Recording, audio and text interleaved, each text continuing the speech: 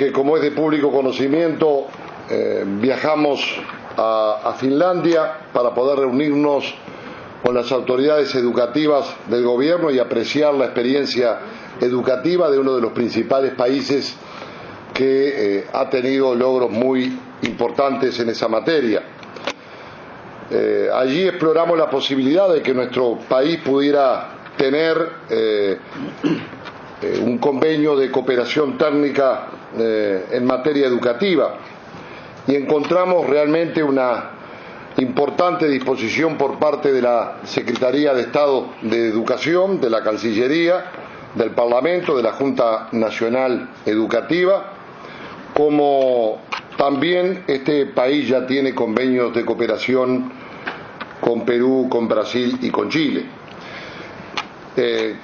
Creíamos y creemos que era muy importante ser receptivo de experiencias y de prácticas exitosas en materia educativa, porque somos conscientes que sin cambio en la educación no vendrán los cambios sociales que nos permita el desarrollo humano, económico, con equidad y con justicia. Encontramos realmente una experiencia en Finlandia realmente trascendente, muy importante. En primer lugar, una política nacional de Estado, consensuada por todos los actores del sistema político, los sindicatos, los actores referentes a la educación, la comunidad educativa, una visión exenta de trabas corporativas y de visiones contrapuestas que no supongan el interés colectivo. El sistema se basa sobre una gran profesionalización y una gran valoración docente, donde la formación docente es vital, es capital. Entonces, evidentemente nosotros tenemos el más firme convencimiento que no se trata de replicar mecánicamente nada, pero tampoco de excluir mecánicamente nada. Que esas experiencias exitosas pueden perfectamente, en parte por lo menos, aplicarse a nuestro país. No en balde, en las pruebas PISA Finlandia ocupa los primeros lugares y nosotros ocupamos el lugar número 54. Por lo menos hasta el próximo martes 3 de diciembre, oportunidad en la cual se darán los resultados de las pruebas PISA 2012. En consecuencia, participamos de una experiencia muy importante y por lo tanto en el día de hoy hemos enviado una carta al señor Presidente de la República dando cuenta del interés del gobierno que nosotros vimos en la Secretaría del Ministerio de Educación, en el Ministerio de Relaciones Exteriores, en el Parlamento, en la Junta Nacional de la Educación, una gran disposición a tener convenios de cooperación técnica y educativa con otros países de la misma forma como lo tienen con Chile, Brasil y Perú.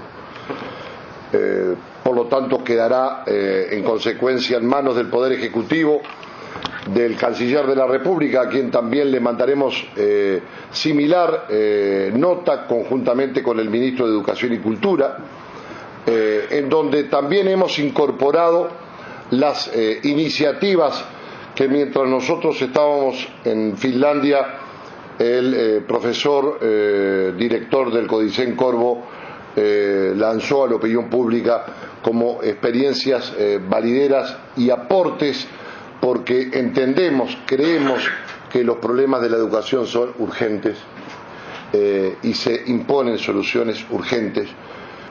Una política de Estado en materia de educación se puede llevar adelante. La descentralización educativa y la comunidad educativa con la autonomía de los centros educativos es algo que hace rato lo venimos planteando a través del ProMejora.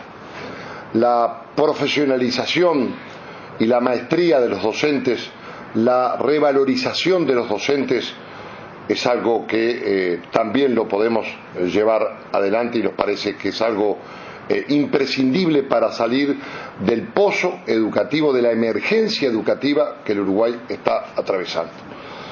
Y buscar una concientización muy fuerte en la sociedad para que todos nos involucremos en la educación de nuestros hijos nos parece vital y fundamental. Las grandes líneas programáticas son dadas por el Parlamento. Después está la participación del Ministerio de Educación y de una Junta Nacional de Educación, que es la que establece la currícula y es la que se revisa cada 10 años. Ahí está la participación y el gobierno de la educación, con un fortalecimiento docente muy importante. Un docente catedrático es similar a los mejores profesionales, los mejores abogados, médicos, especialistas, y yo creo que eso es realmente trascendente en todo lo que significa una política de Estado. No se está permanentemente discutiendo sobre quién gobierna la educación, sino qué educar, para qué educar y cuáles son las líneas fundamentales en ese sentido. Fundamentalmente lo que más nos llamó la atención es que siquiera el gobierno está centralizado, porque los municipios tienen mucha participación. Por ejemplo, el municipio demanda y es el que determina cuántas escuelas necesita. El gobierno es el que contribuye si le falta a algún municipio dinero para tener ese número y calidad de escuelas que ellos requieren. Luego, el criterio es la mayor concentración de recursos allí donde se requieren. Por ejemplo, cuando nosotros les contábamos de nuestras escuelas rurales, porque además íbamos con un maestro que trabaja en un ámbito rural, así que teníamos ese aspecto de nuestra educación que todavía sigue siendo tan valioso, tan valiente. La vida del maestro rural es algo que a todos nos conmueve especialmente y sabemos cuánto requiere. Ellos nos dijeron una cosa muy fuerte, dijeron, muy lindo la experiencia de Francisco, pero nosotros en ese caso hubiéramos puesto camionetas que fueran a buscar a los niños y los trasladaran a un centro adecuado. O sea, concentrar recursos, pero el Estado atento a que nadie le falte aquello que se requiere.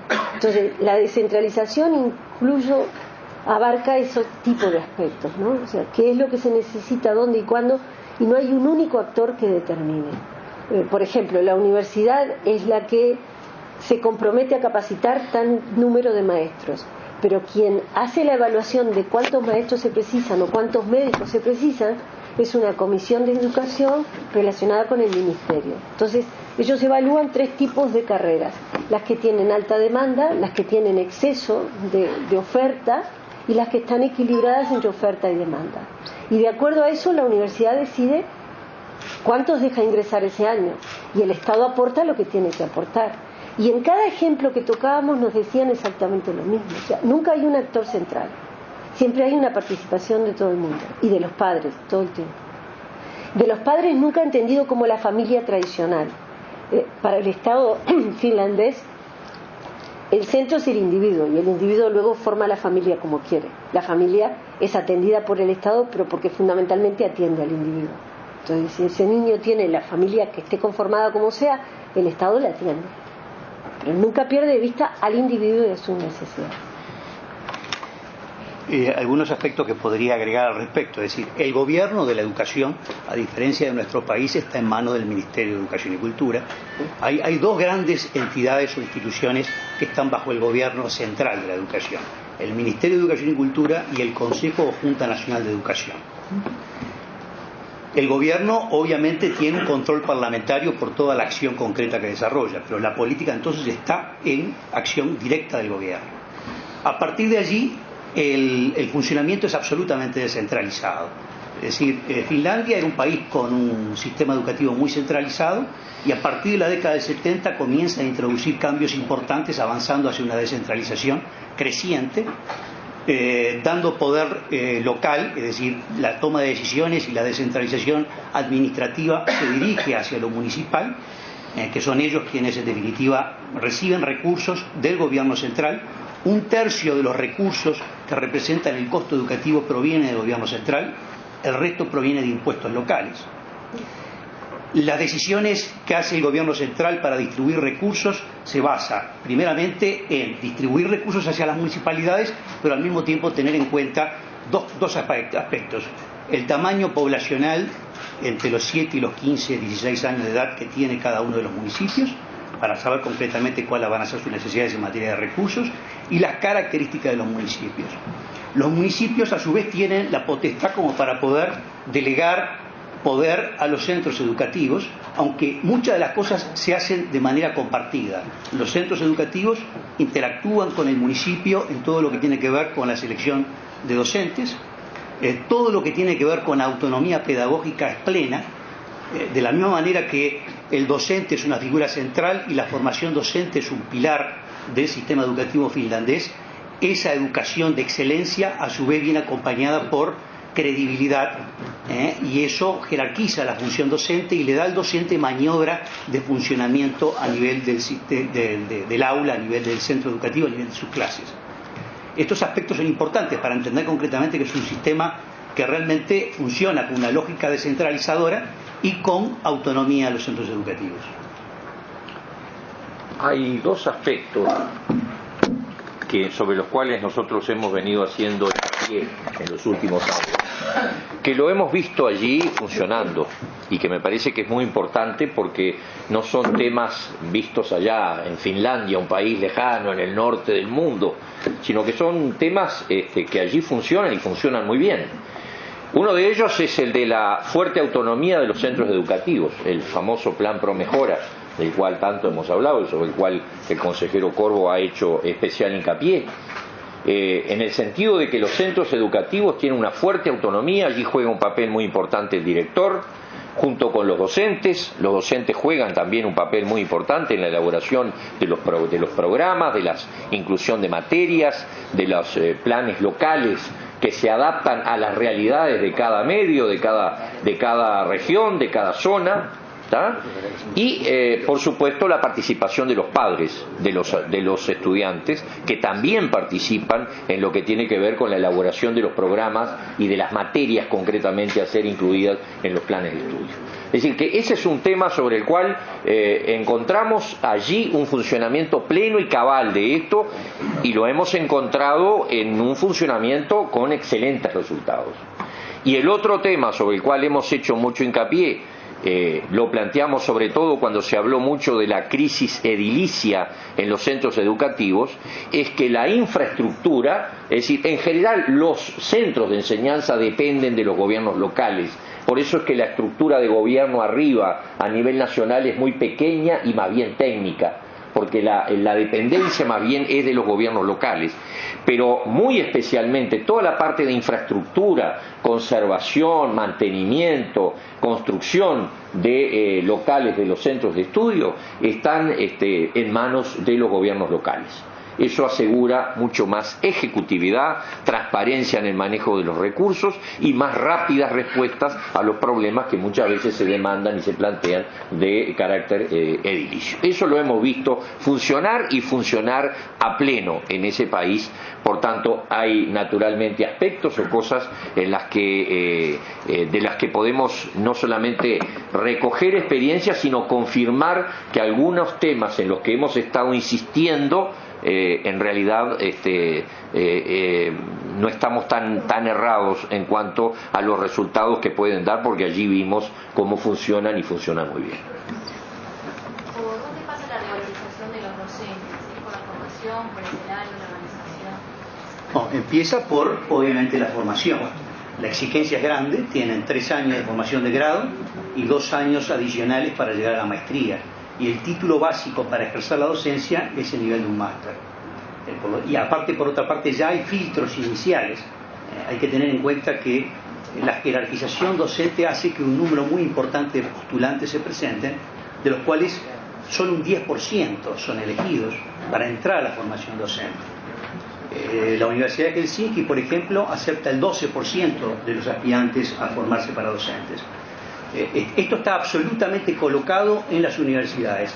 Las universidades son las encargadas de la formación docente. Así que un profesor con nivel universitario, que son los de los que atienden a los niños de 7 años en adelante, el resto de la universidad, hasta la universidad inclusive, que tiene que ser universitario. Los maestros de los niveles anteriores, preescolares, guarderías y demás, esos pueden no tener título universitario, sí títulos técnicos.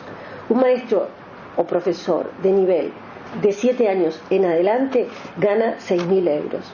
Un capitán de marina, 4.000. Un albañil, 3.000.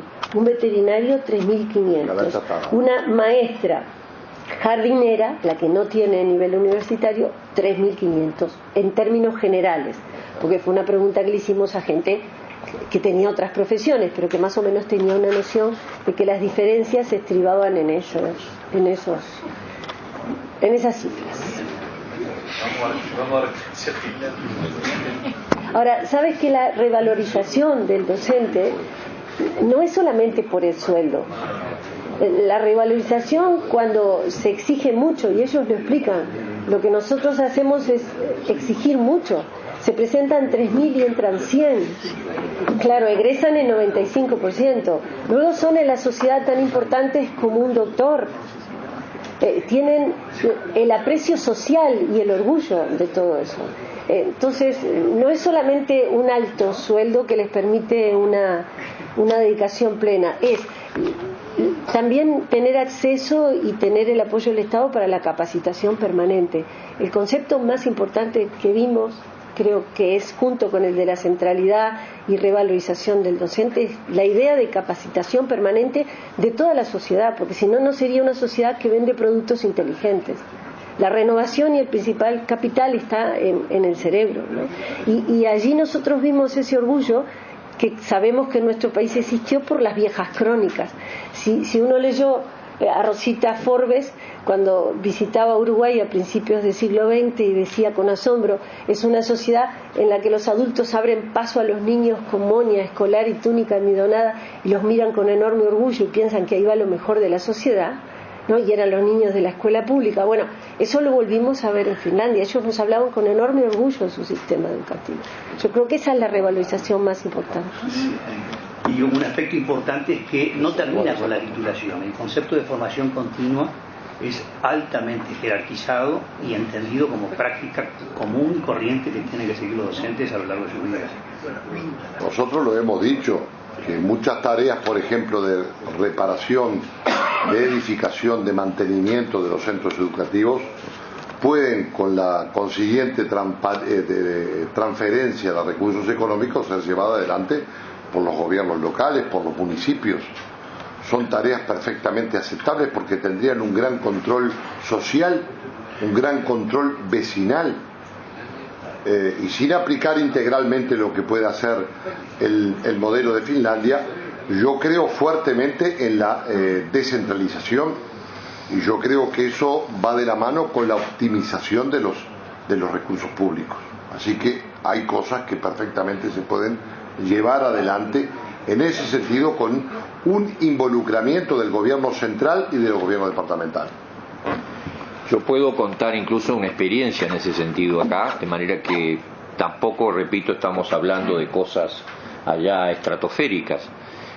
Siendo yo intendente del departamento de Tacuarembó, suscribí en su momento un convenio con el CODICEN, cuando el profesor Germán Rama presidía el CODICEN, para construir el liceo número 2 de la ciudad de Paso de los Toros.